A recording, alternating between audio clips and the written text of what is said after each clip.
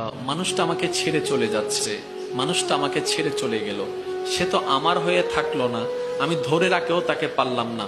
একটা কথা মনে রাখবেন, যে আপনার সে আপনারই থাকবে, আর যে আপনার নয় সে চলেই যাবেই যাবে।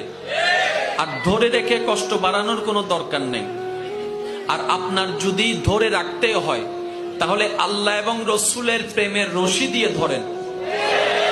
আপনার রশি দিয়ে ধরিয়েন না, সেটা ছুটে যেতে পারে, সেটা ছুটে চলে যেতে পারে।